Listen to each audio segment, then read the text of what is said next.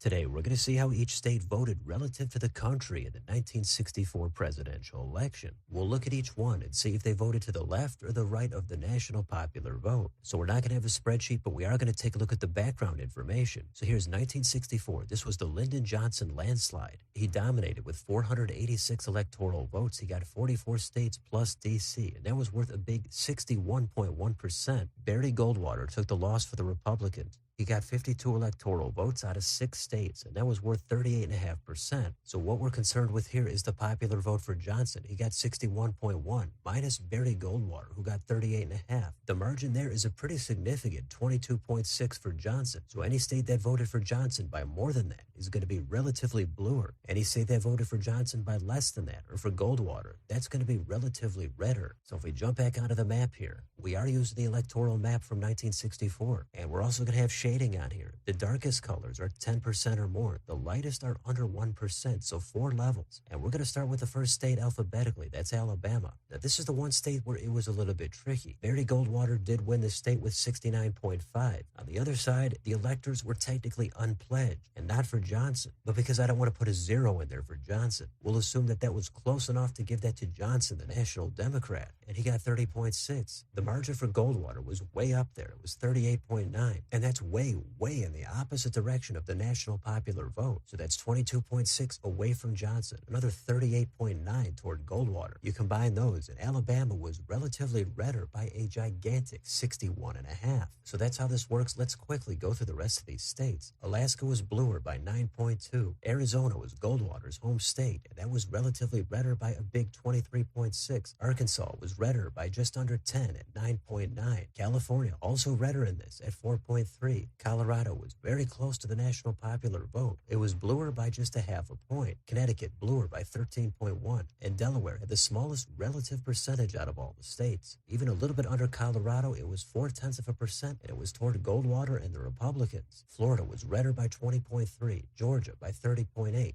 Hawaii, bluer by 35. Idaho was redder at 20.8. Illinois, same direction by a mild 3.6. Indiana up a little bit at 10.2. In Iowa, that was bluer by 1.4. Kansas was redder at 13.6. Then it was bluer in Kentucky at 5.7. Louisiana, a lot redder at 36.2. Then more blue states. We've got Maine at 15.1. Maryland, 8.4. Massachusetts, 30.2. Michigan, 11. And Minnesota, 5.2. Mississippi had the highest relative percentage out of all the states. That came in at almost triple digits toward Goldwater. It's at 96.8. Missouri was a little bluer at 5.5.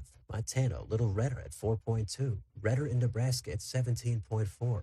Nevada also by 5.4. Then it was to the left in New Hampshire at 5.2 and New Jersey 9.1. Toward the right, we've got New Mexico at 3.6. Back in the other direction, it's New York at 14.7. Toward the GOP again, it's North Carolina 10.4 and North Dakota 6.5. Ohio was bluer at 3.2. Oklahoma redder at 11.1. Then it was bluer in Oregon at 5.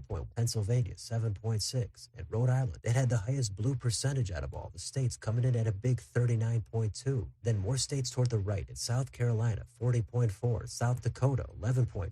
Tennessee 11.6. In Texas, that was Johnson's home state, and it was bluer by 4.2. Utah was redder at 12.8. Vermont bluer at an even 10. Virginia redder at 15.3. Then it's mildly bluer in Washington at 2%. West Virginia up there at 13.2. And Wisconsin 1.8. Then Wyoming comes in redder at 9.4. Washington, D.C., that was the first time they had electoral votes, and they came in a lot bluer at 48.4. So that's it. That gives us the entire map. And at the top, if you add up all the electoral votes, states that were more Democratic totaled 298. For the Republicans, it's 240. So Dems with the edge there. So even though Johnson won by a giant landslide of 22.6, there was enough states that voted even higher than that toward Johnson, that more of the states were still relatively bluer. So that is a pretty impressive landslide. The two states on both sides that were almost perfectly in line with the country were Colorado and Delaware. And how about this? You've got Texas going bluer and California going redder. But like a lot of states, when you go back so many decades, there's been a lot of different political realignments, and much of the rest of the South is way